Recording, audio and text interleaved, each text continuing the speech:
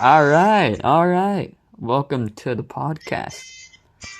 Here we got Luis for our final interview.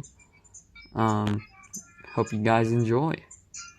So my thoughts on the book, I personally really liked it.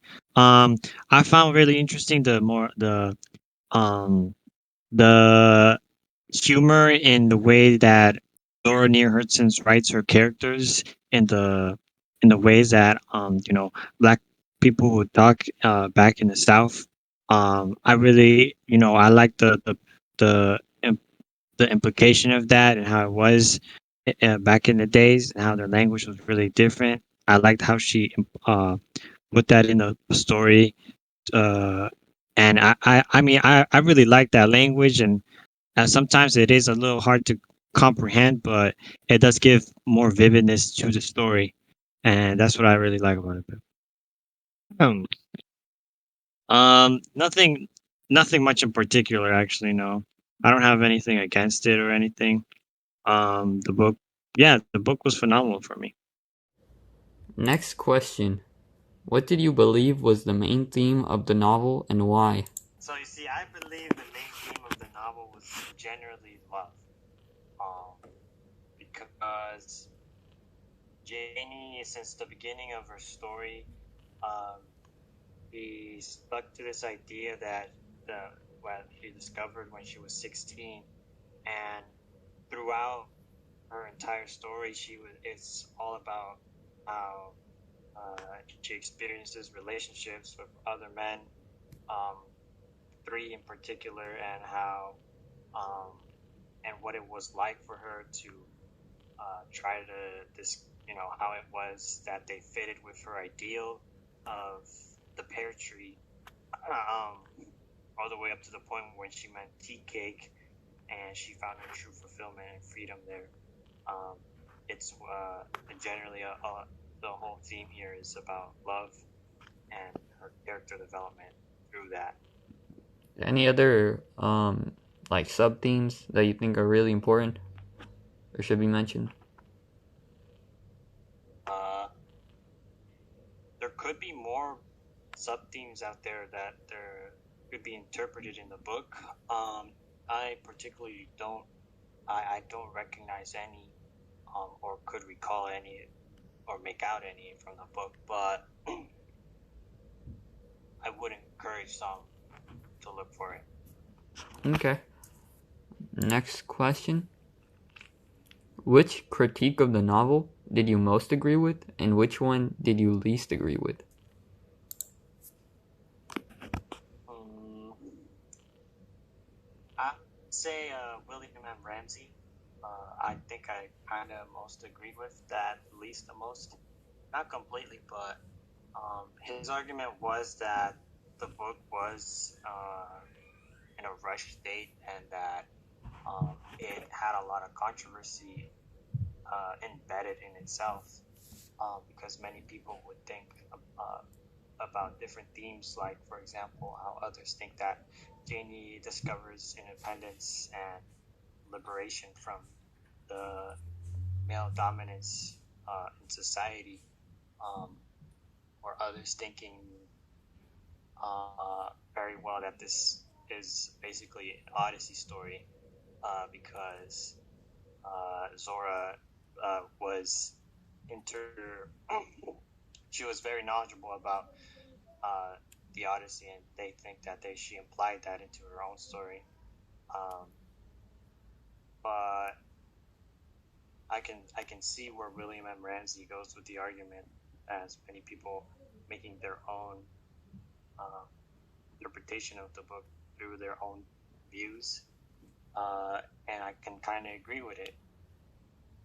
And I think the one person one critic I do dislike, uh, or disagreed with, in their argument was probably, let's see, what was his name? Rick? Richard, right? Oh, Richard Wright. Yeah, Richard Wright. Yeah, he was the one I mostly disagreed with. Um, and I didn't find his argument to be very, um, substantial. taken seriously with. Like, I feel like he really based his critique on his own, like, envy on the book. Mm. I mean, his argument was that,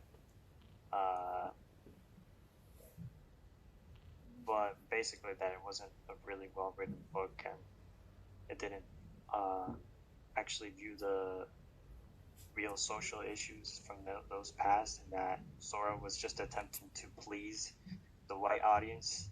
And I really don't think so. Zora did her own story. Zora wrote her own story. And it's based on her experiences of how she was doing her anthropologist job in the South in Edenville. So,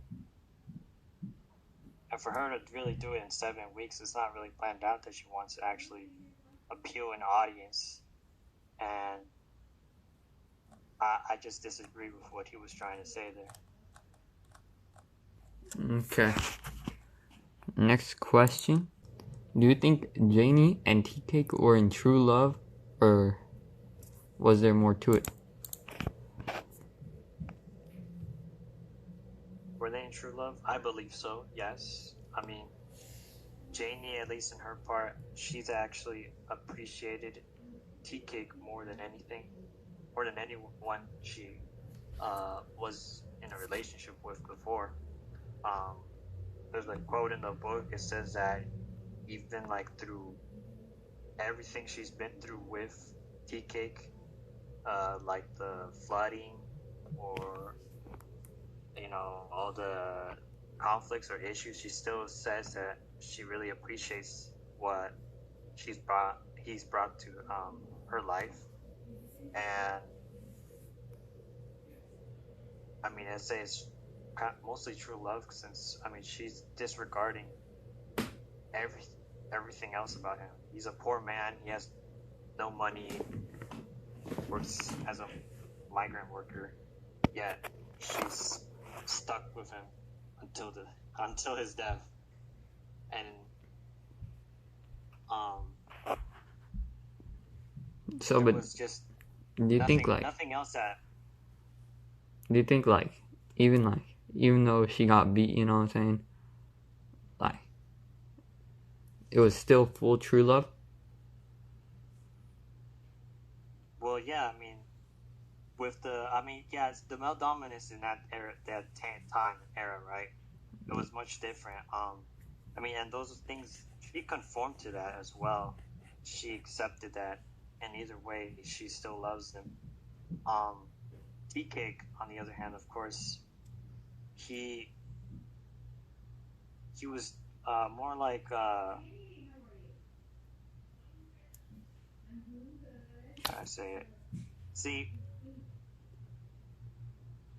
even with that, I feel like they still love each other no matter what. So I'll move on. Next question. Okay. So do you like how the novel dealt with race?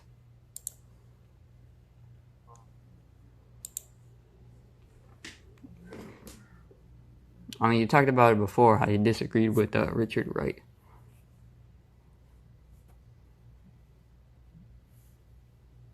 So, well, I disagreed with him mostly on the part that the story of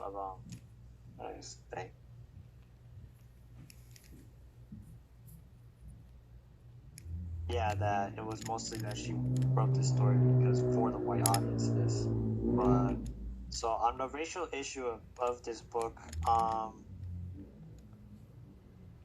would say there is not a lot of it. You only do see some glimpses here and there. For example, when Janie was talking with Mrs. Turner, and Mrs. Turner, a black woman, really was in with the view of white supremacy. But for this book, I personally think it's really strange. It was like the racial issues were like more hidden, I'd say, and I don't know if that's a good or bad thing, but there is to see that it's not as prominent as like in other stories for sure. Well, yeah, like Aaron was saying, it was like more subtle, you know. So Yeah. okay. Next question. Do you think Janie's grandma did the right thing making Janie marry Logan Killix?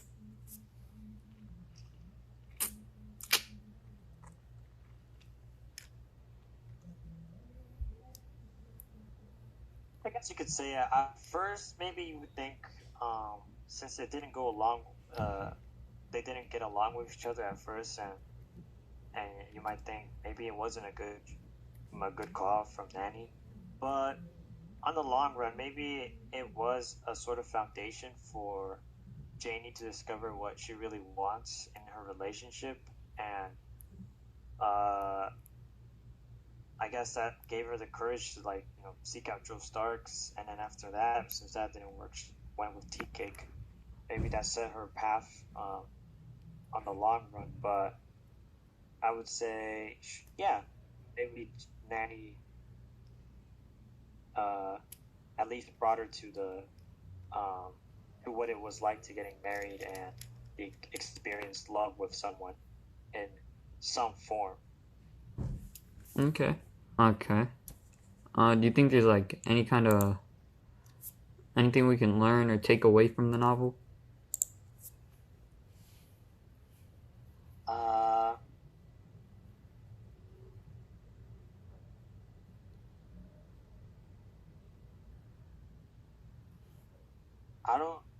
I don't really think so. Nothing? No, I don't have much in mind. But like you I talked didn't about take like too much out of it. okay, but you talked And about like even love being the main theme. You still don't think? yeah, love being the main theme, but like I don't, cause see with this story, right? It's based on Janie's experience, and I don't really see like her experience, right, through all this story. I mean, It's not really like relatable yeah, it's not something you could apply to the fundamentally in the like universally, right? But I guess in the maybe modern world. yeah, Hmm. So, but you would still recommend it to other people? yeah, it's just a fun story to read. Okay. Do you think it's like good for high school audiences though, as a high school level book?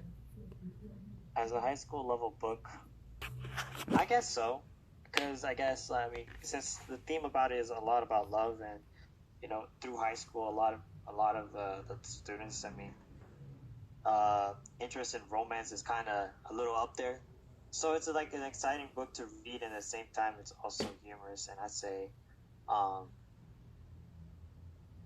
probably a good option for a high schooler. Okay.